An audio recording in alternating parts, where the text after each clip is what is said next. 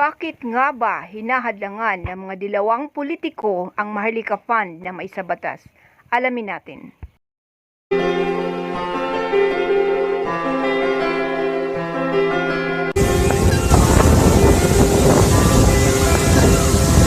Kaya pala hinahadlangan ng mga dilawang politiko itong Maharlika Fund na hindi may sa batas. Ay dahil hindi nila pwedeng galawin ang pondo na ilalagak dito ng mga investors. At kahit yung mga susunod na presidente na papalit kay Pangulong BBM ay hindi din nila pwedeng pakialaman ang pondo na galing dito. Eto na nga mga tol, yung paraan ng pamilyang Marcos na gumawa ng isang batas para hindi may bulsa ng mga mapagsamantalang politiko ang pondo na galing sa Marcos Wealth. At malamang mga tol, dito ipapasok ang pondo na galing sa Marcos Wealth gamit ang iba't ibang korporasyon na hawak ng pamilyang Marcos para mapakinabangan sa pagunlad ng ating bansa. Kaya heto ang kinakatakutan ng mga mapagsamantalang politiko dahil hindi na sila makakakulimbat sa yaman ng mga Marcos. Dito din po ay nabanggit ni Pangulong BBM na patuloy silang gumagawa ng paraan para masugpo ang mga scammers na patuloy na nambibiktima sa ating lipunan. At nagpasalamat din ng ating Pangulo na dahil sa mataas na rating sa serbisyo nito sa sambayan ng Pilipino. At pakinggan po natin ang naging pahayag ni Pangulong BBM tungkol dito. Maricel Halili, TV5.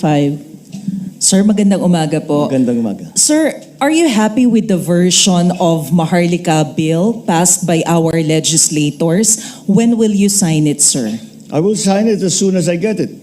Am I happy? Well, that is the version that the House and the Senate has passed, and we will certainly look into all of the changes that have been made. And I think most of the changes that were proposed and that were eventually adopted really had to do with the safety and the security of people's pension funds. Doon nag-alala ang tao.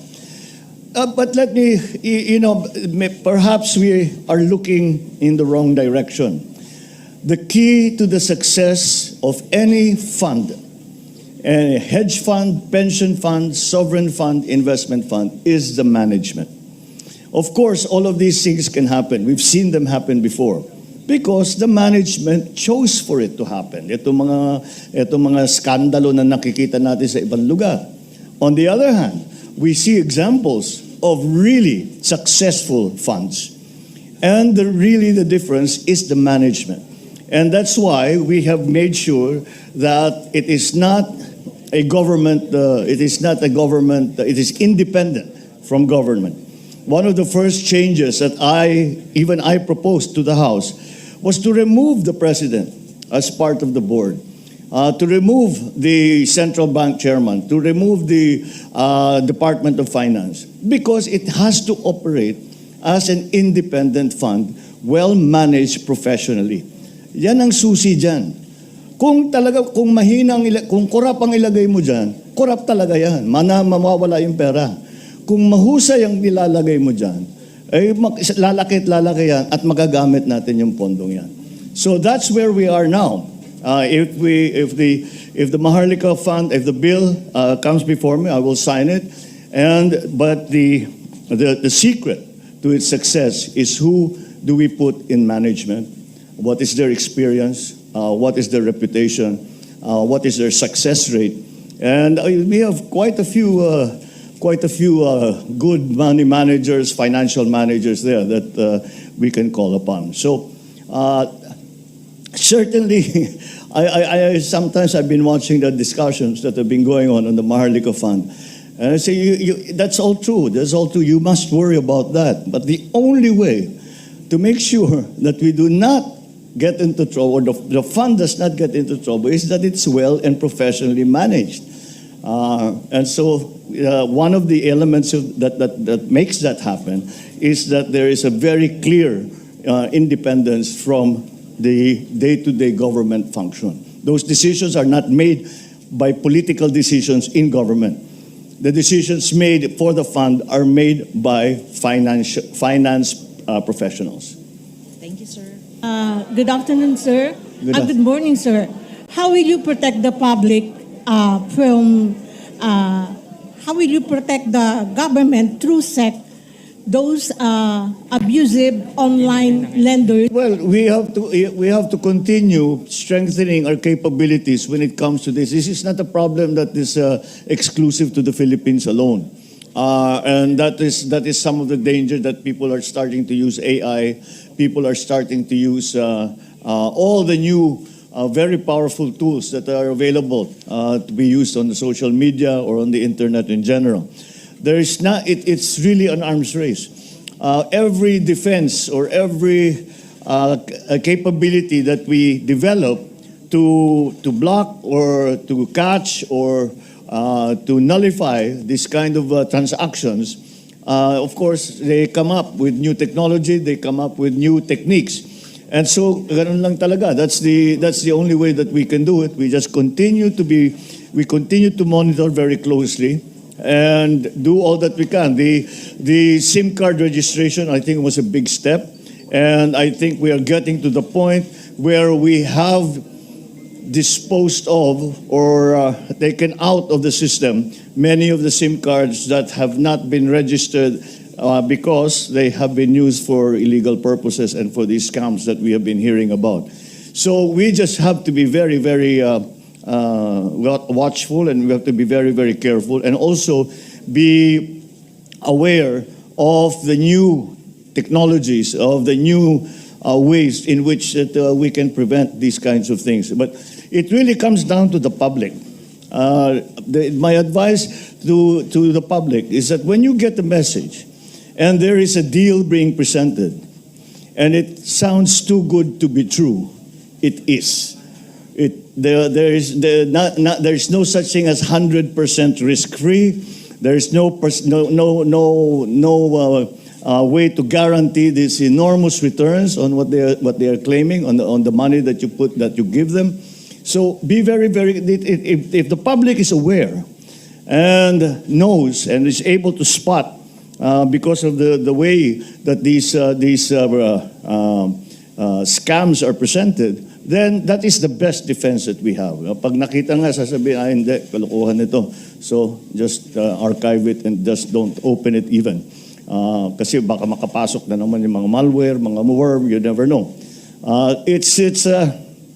As I said, it's basically an arms race, but our best defense is a knowledgeable consumer who can see for themselves and determine for themselves that those that are legitimate offers of let's say a promotional offer as opposed to a scam. Yes, sir. Will you push for any sanction on this matter? Do? Any sanction on this matter? Will you push? We have to. It's not that easy to. We talk about sanctions because mahirap nang hanapin yan. What the best that we can do, there are certain instances, especially when they're very large scale, now that we can find exactly where it's coming from. But again, it's a very movable. It's not. These are not offices, corporate offices in a big building. These are people sitting in somebody's basement with a computer, which they can just shut down, sell away, buy a new one, and keep going. So that's the trouble that we are finding now. Of course, should anyone be found guilty of promoting such scams, then the full force of the law will come into play. Thank you very much, Mr. Thank you. President. Thank you, Mr. President. Mela Lesmoras, PTV4. Hi, good morning, Mr. President. Sa isang bagong survey po ng Publicus Asia, lalo pang tumaas ang inyong approval rating from 60% to 62% at maraming Pilipino rin ang lumalabas na naniniwalang nasa tamang direksyon ng bansa. Ano pong reaksyon nyo dito, sir? Well, I'm glad. Mabuti naman. At makita mo na, alam niyo, hindi natin makakalimutan na talagang sigaw namin na kahit nung kampanya pa ay pagkakaisa.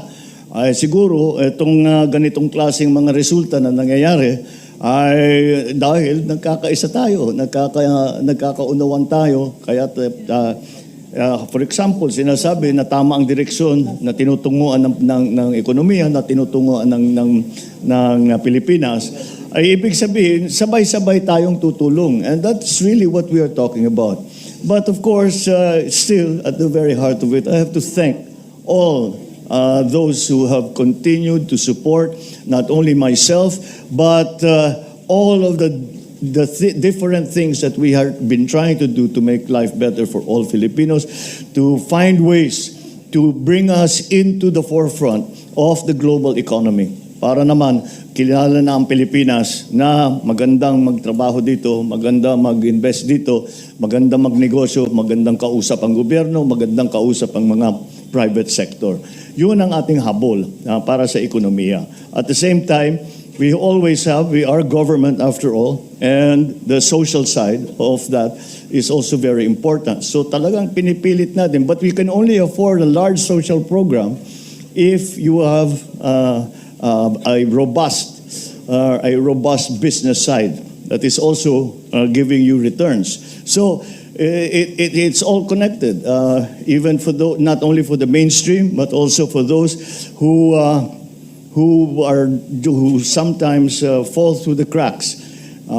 Those disenfranchised, kung tawagin, and that is those are the old, the young, and the sick. Yun, kailangan talaga gobyerno ang gagawa niyan. So these are I think that naintindihan, naunawaan ng tao yan. At kahit na hindi pa natin nabubuo, nakikita naman siguro na lahat ng kaya ng gawin ng pamahalaan ay ginagawa para maabot natin yung ganyang klaseng sitwasyon. Magandang buhay, maraming trabaho, at kahit na yung mga naghihirap ay nakakatanggap na kahit paano, nakakatanggap ng tulong sa pamahalaan. Okay, thank you po, Mr. President. Thank you, Mr. President. Thank you, Malacanang Press Maraming Corps. salamat. Thank you.